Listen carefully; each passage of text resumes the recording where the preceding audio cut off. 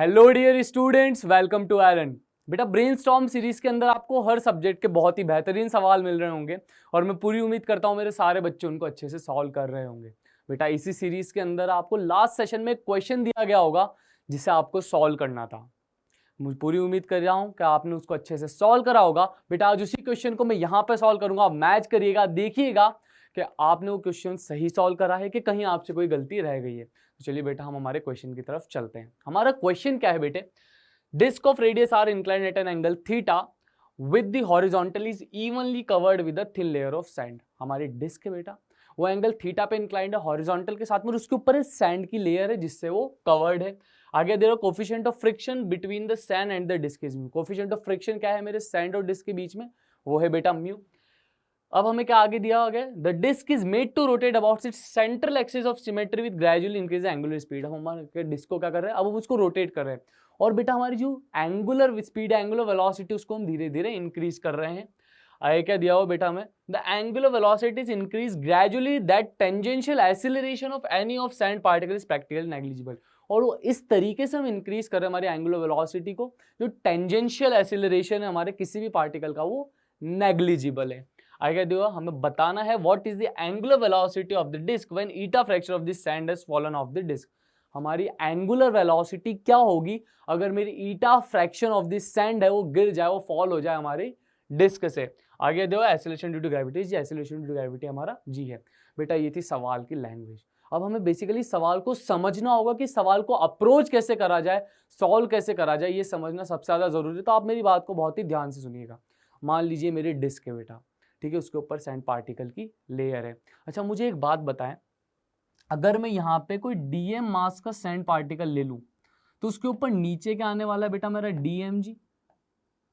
नीचे क्या आएगा? डीएमजी। अगर मैं देखूं हॉरिजॉन्टल के साथ में थीटा पे इंक्लाइन है तो मेरा ये एंगल भी थीटा होगा, तो this will be my DMG cos theta and this will be my DMG sine theta. तो अगर आप देखें मेरे हर सैंड पार्टिकल के ऊपर along the disc dmg sine theta एक फोर्स आ रहा है। मेरे डीएमजी का कंपोनेंट आ रहा है that is dmg sine theta. तो उसको बैलेंस कौन कर रहा होगा? उसको बैलेंस कर रहा होगा मेरा फ्रिक्शन। तो इसका मतलब मेरा जो डिस्क है उसके ऊपर जितने भी सैंड पार्टिकल्स है सबकी टेंडेंसी स्लिप होने की क्या है? बराबर है। अभी यार उन सबको फ्रिक्शन बैलेंस कर रहा है। लेकिन अब मैंने डिस्क को घुमाया, मैंने डिस्क को ओमेगा दिया, तो मैं विद रेस्पेक्ट टू डिस्क की अगर बात करूं बेटा, तो जैसे ही मैं ओमेगा दूंगा तो मुझे हर पार्टिकल के ऊपर एक और फोर्स देनी पड़ेगी। और फोर्स क्या होगी बेटा? अगर कोई मेरा पार्टिकल सेंटर से आर डिस्टेंस पे है तो फोर्स क्या होगी? That force is centrifugal force. और कितनी होगी? D m r omega square. D m r omega square मेरी फोर्स होने वाली है। अब बेटा मैं बात करूं along the line of greatest slope, अगर मैं इसकी बात करूं बेटा, तो यहां पे आप देखेंगे मेरा सेंट्रीफ्यूगल फोर्स है वो इसके अलोंग ही आने वाला है। अब मैं सेंटर से जैसे ही ऊपर जाऊंगा तो आप यहां देखेंगे मेरा डीएमजी साइन थीटा नीचे की तरफ अलोंग द डिस्क, और ये मेरा रेडियली आउटवर्ड्स आएगा डीएमआर ओमेगा स्क्वायर। तो इसका मतलब क्या? दोनों अपोजिट डायरेक्शन में। लेकिन जैसे जैसे मैं नीचे आता हूं और इस पॉइंट पे आ जाता हूं, इस पॉइंट पे आ जाता हूं, तो dmg sine theta plus dmr omega square they both are in the same direction. तो सबसे ज्यादा रेडियली आउटवर्ड फोर्स कौन सी पॉइंट पे लग रहा है? ये पॉइंट पे। सबसे लोवेस्ट पॉइंट है मेरा, जो सबसे लोवेस्ट पॉइंट है मेरा डिस्क पे, सबसे ज्यादा फोर्स यहां पे लग रहा है रेडियली आउटवर्ड। तो यहां से बेटा क्या होगा? यहां पे हमें पता चलता है कि सबसे ज्यादा टेंडेंसी या सबसे जल्दी कौन से पॉइंट से सैंड पार्टिकल गिरेगा? वो रहा मेरा ये वाला पॉइंट। तो बेटा होगा क्या? यहां वाला पार्टिकल फॉल ऑफ हो जाएगा सबसे पहले, फिर ये जो बाकी पार्टिकल्स है, डिस्क हमारी घूम रही है तो ये घूम के यहाँ आएंगे, फिर यहां से निकल जाएंगे, फिर कोई पार्टिकल आएगा घूम के यहाँ पे तो इस पॉइंट से बाहर निकलता जाएगा। तो मान लीजिए ऐसे कर करके मेरे आर डिस्टेंस वाली पेरिफेरी के पार्टिकल्स गिर गए। अब क्या होगा? उसके अंदर वाले पार्टिकल्स गिरेंगे, फिर उसके अंदर वाले पार्टिकल्स गिरेंगे। तो ऐसे करते करते मेरी सैंड डिस्क से स्लिप होती जाएगी। अब मान लीजिए बेटा मेरी, हमें ईटा फ्रैक्शन की बात करिए, तो मान लीजिए मेरी सेंटर से आर डिस्टेंस के बाद वाली पूरी सैंड निकल गई, तो वो कौन से ओमेगा पे होगी? हमें ये पता करना है। अब आपको समझ गया कि आपको ओमेगा कौन सा वाला निकालना है। मान लीजिए सेंटर से आर डिस्टेंस के बाहर वाली सैंड निकल गई, तो हमें पता करना है वो कौन सा ओमेगा होगा जिसपे उतना मेरी सैंड, उतना मेरा फ्रैक्शन निकल चुका है। हमें ये कैलकुलेट करना है। तो चलिए बेटा अब इसे कैलकुलेट करते हैं। मैंने क्या करा बेटा? यहाँ पे एक डीएम मास ले लिया, मैंने एक डीएम मास ले लिया यहाँ पे, और कितने डिस्टेंस पे लिया, सेंटर से आर पे। इधर क्या आने वाला है बेटा मेरा, इधर आने वाला है मेरा d m g cos theta, हमने अभी हाल कॉम्पोनेंट करें, और इधर क्या आ जाएगा मेरा d m g sine theta. एक मेरा नॉर्मल आ जाएगा दैट इज डी एन, पीछे मेरा आने वाला बेटा d f r that is my friction, और एक और चीज आने वाली है that is d m r omega square. ये मेरी आ गई सेंट्रीफ्यूगल फोर्स। अब बेटा एक बात बताएं, इसको रोकने वाला फोर्स कौन सा है, फ्रिक्शन है, पर फ्रिक्शन की भी एक वैल्यू होगी, फ्रिक्शन की भी एक लिमिटिंग वैल्यू होगी, और वो कितनी होने वाली है बेटा मेरी, म्यू डी एन। फ्रिक्शन मेरा मैक्सिमम कितना हो सकता है, म्यू डी एन, यानी कि जो मेरी वैल्यू है, जो मेरा फ्रिक्शन है वो लिख लेता हूं बेटा मैं, फ्रिक्शन मेरा मैक्सिमम कितना हो सकता है, म्यू डी एन मेरा मैक्सिमम फ्रिक्शन हो सकता है इतना। अगर ये फोर्स, ये जो मेरा फोर्स है इसके बराबर है या इससे कम है, तब तक तो मेरा फ्रिक्शन रोक लेगा, अगर इससे ज्यादा है तो फ्रिक्शन रोक नहीं पाएगा बेटा। तो चलिए हम वो वाला केस लिख देते बेटा। मैंने लिख दिया अगर मेरा d m g sine theta plus d m r omega square क्या है, लेस देन है या बराबर है मेरे डी एफ आर फ्रिक्शन के, तब तो ये पार्टिकल रुका हुआ रहेगा, अदरवाइज ये पार्टिकल गिर जाएगा। तो चलिए यहाँ पे हम वैल्यूज पुट करके देखते हैं, डी एफ आर कितना हो सकता है बेटा मेरा, डी एफ आर कितना है, म्यू डी एन। तो मैं लिख सकता हूँ d m g sine theta plus d m r omega square less than equals to d f r that is mu d n, and my normal is equals to d m g cos theta, d m g cos theta. ये चीज हमने कर ली। एक काम करिए बेटा, अब इसके अंदर जैसे ही हम थोड़ा आगे चलेंगे तो क्या लिखने वाले हैं हम, ये हो जाएगा मेरा डीएम हर जगह से गया, तो यहाँ क्या बचने वाला है बेटा मेरा, यहाँ बचेगा g sine theta plus r omega squared, यहाँ क्या बचेगा मेरा भाई, म्यू जी कॉस थीटा।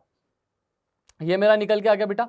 अब हम इसके अंदर आगे चले तो मैं इसको थोड़ा रीअरेंज करूँ तो मैं ओमेगा स्क्वायर कितना लिख सकता हूँ बेटा, मैं लिख सकता हूँ यहाँ से mu G cos theta minus जी साइन थीटा अपॉन में आ जाएगा बेटा मेरा आर। अपॉन में क्या निकल के आ गया बेटा मेरा, आर निकल के आ गया। अगर मैं यहाँ पे देखो बेटा तो ओमेगा की वैल्यू में क्या लिख सकता हूँ, ये स्क्वायर हटेगा तो यहाँ पे रूट मेरा लग जाएगा, तो ये मेरी ओमेगा की वैल्यू आ गई। कि अगर ये ओमेगा हुआ तो मेरा ओमेगा इससे कम हुआ तो फॉल नहीं करेगा, लेकिन इसके बराबर हुआ तो फॉल कर जाएगा। ये आगे बेटा मेरी कंडीशन निकल के, लेकिन मुझे क्या चाहिए, ईटा फ्रैक्शन के लिए चाहिए, तो यानी कि मुझे आर को, जो स्मॉल आर है उसको ईटा के टर्म्स में लाना होगा, तब जाके मेरा आंसर परफेक्ट आएगा।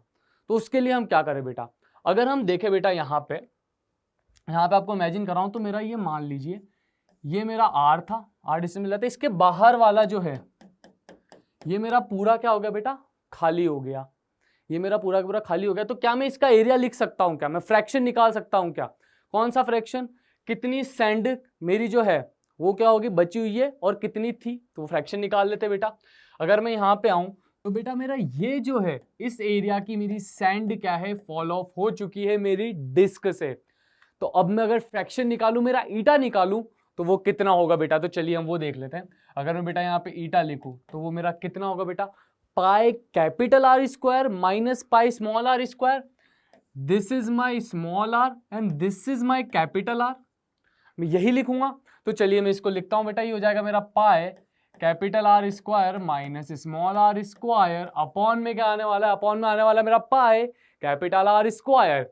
तो चलिए मैंने लिख दिया बेटा पाई कैपिटल आर स्क्वायर, तो मेरा ईटा कितना निकल जाएगा बेटा, पाई से पाई मैंने कैंसिल आउट कर दिया, ये हो जाएगा मेरा r square minus small r square upon capital are square.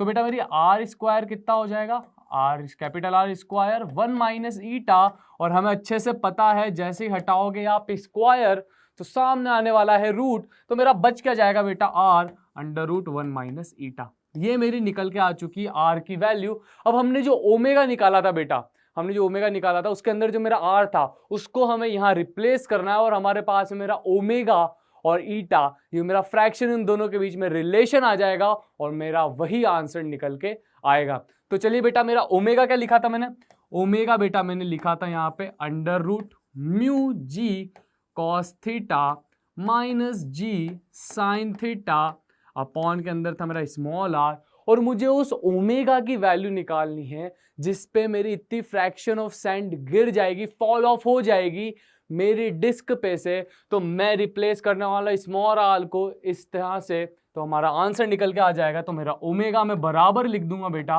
Under root में mu G cos theta minus जी साइन थीटा। जैसे ही मैं करूंगा आर को रिप्लेस, तो आने वाला बेटा कैपिटल आर अंडर रूट के अंदर 1 minus eta, and that will be my answer. तो बेटा मेरा ये आंसर निकल के आ चुका है, मेरा ओमेगा आ चुका है ईटा की टर्म्स में। हमने जो क्वेश्चन के अंदर पूछा गया था कि क्या होगी मेरी ओमेगा की वैल्यू जब बीटा फ्रैक्शन ऑफ सैंड गिर जाए मेरी डिस्क से, जो हमसे पूछा था उसका जवाब हमने यहाँ पे दे दिया बेटा। So this is my answer बेटा। तो आप होप आप लोगों ने इस क्वेश्चन को सही सॉल्व करा होगा, आपने समझने में कोई गलती नहीं करी होगी और आपका आंसर भी यही निकल के आया होगा। और अगर फिर भी कहीं गलती रह गई है तो आपने यहाँ से चेक कर लिया होगा। चलिए स्टूडेंट्स, ये था हमारा सेशन। अब बेटा आपके सामने आने वाला है मेरा अगला सवाल, जो है मेरा ब्रेनस्टॉर्म सीरीज का नेक्स्ट क्वेश्चन वो आने वाला है। आप उसको अच्छे से सॉल्व करिएगा और इसका सॉल्यूशन आपको आगे मिल जाएगा। Thank you.